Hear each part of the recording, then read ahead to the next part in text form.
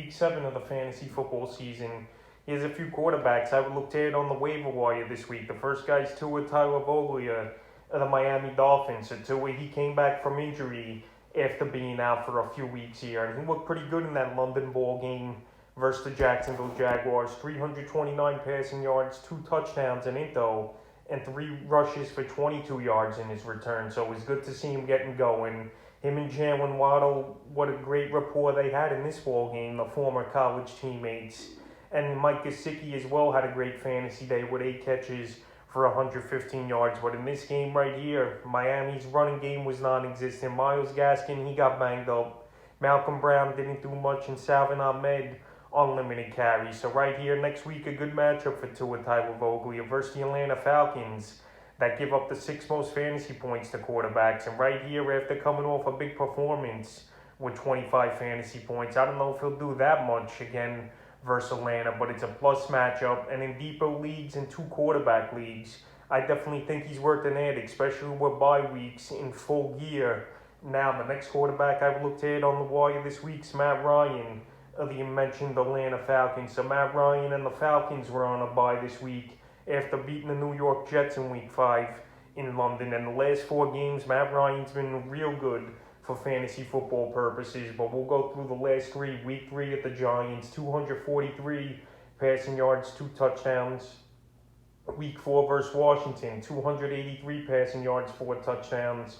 And Week 5 versus the Jets in London, 342 and 2 touchdowns. So right here in Week 7, he's got a great matchup at the Miami Dolphins that give up the 4th most fantasy points to quarterbacks. And this Dolphin and Falcon game, I think it could be very similar to what we saw between the Jaguars and the Dolphins in Week 6 in London. Pretty decent high scoring, mid-20s, high 20s.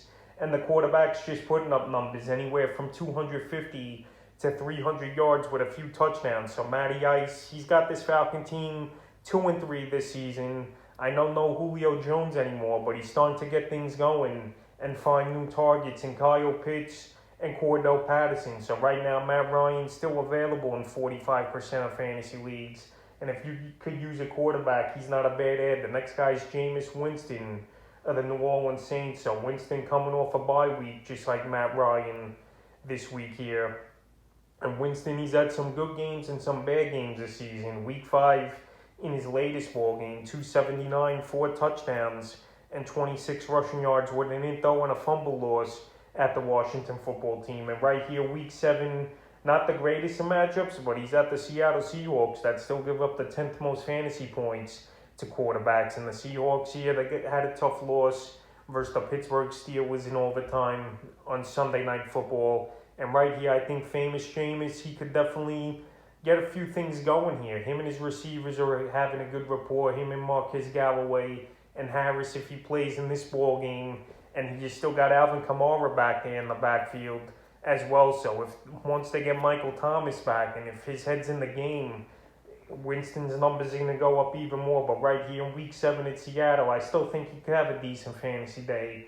Anywhere from 20 to 25 fantasy points. And he's a good add, available in 63% of fantasy leagues. The next quarterback's Derek Carr of the Las Vegas Raiders. So Carr, I mentioned him as a drop last week because I don't know what this Raider offense was going to do without John Gruden in town. Drop Derek Carr in 12% of fantasy leagues last week, but he came out there and had a good ball game versus a tough Denver Bronco team that gave up the 2nd least amount of fantasy points to quarterbacks this season. And Carr went out there 341 passing yards and 2 touchdowns. So right here, him and Henry Ruggs hit on a couple deep balls in this game.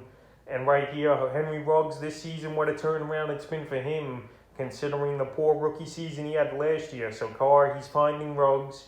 Waller looked good in this ball game finally. And next week, he's got a great matchup in Week 7 versus the Philadelphia Eagles that we've seen their defense give up a lot of points, even though they're middle of the pack in defense, giving up the 19th least amount of fantasy points to quarterbacks. But right here, Carr looked good.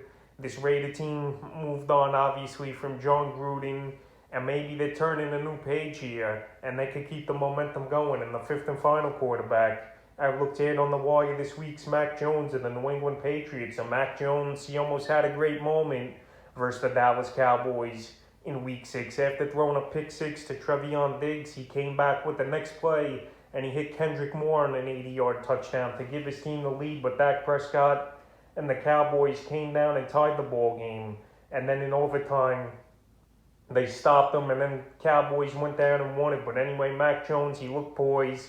He looked good, and each and every week this guy's growing, and he was trying to stretch the field more in this ball game versus the Cowboys in week 6. And he looked decent, like I mentioned, 229 passing yards, 2 touchdowns and into, and a fumble loss in this game. So now this week he's got a good matchup versus the New York Jets. I know the Jets on paper don't give up a lot of fantasy points to quarterbacks, but it's a great matchup in my opinion. And Mac Jones, like I mentioned, each and every week he's getting more poise in the pocket. He's making bigger plays. He's stretching the field more as well.